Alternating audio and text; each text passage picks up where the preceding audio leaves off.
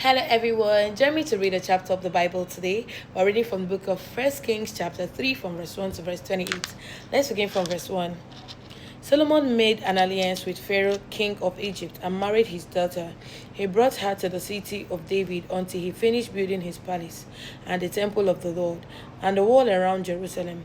The people, however, were still sacrificing at the high places because a temple had not yet been built for the name of the Lord. Solomon showed his love for the Lord by walking according to the instructions given him by his father David, except that he offered sacrifices and burned incense on the high places. The king went to Gibeon to offer sacrifices, for that was the most important high place, and Solomon offered 1,000 burnt offering on that altar. At Gibeon, the Lord appeared to Solomon during the night in a dream, and God said, "Ask for whatever you want me to give you." Solomon answered, "You have shown great kindness to your servant my father David, because he was faithful to you and righteous and upright in heart. You have continued this great kindness to him, and have given him a son to sit on his throne this very day. Now, Lord my God, you have made your servant king in place of my father David, but I am only a little child and do not know how to carry out my duties. Your servant is here among the people you have chosen, a great people, too numerous to count or number. So give your servant a discerning heart to govern your people and to distinguish between right and wrong. For who is able to govern this great people of yours?" The Lord was pleased that Solomon had asked for this.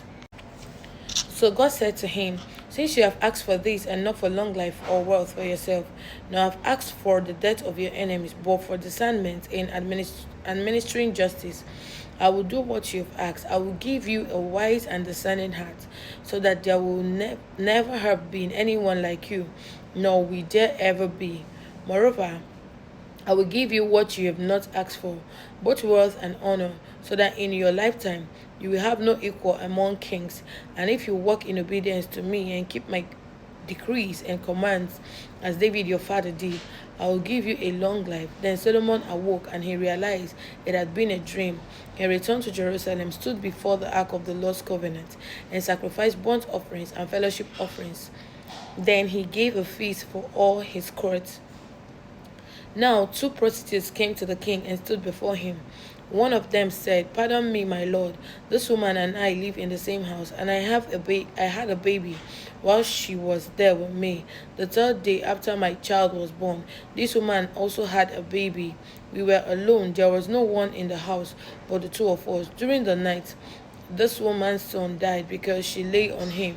So she got up in the middle of the night and took my son from my side, while I, your servant, was asleep. She put him by her breast and put her dead son by my breast.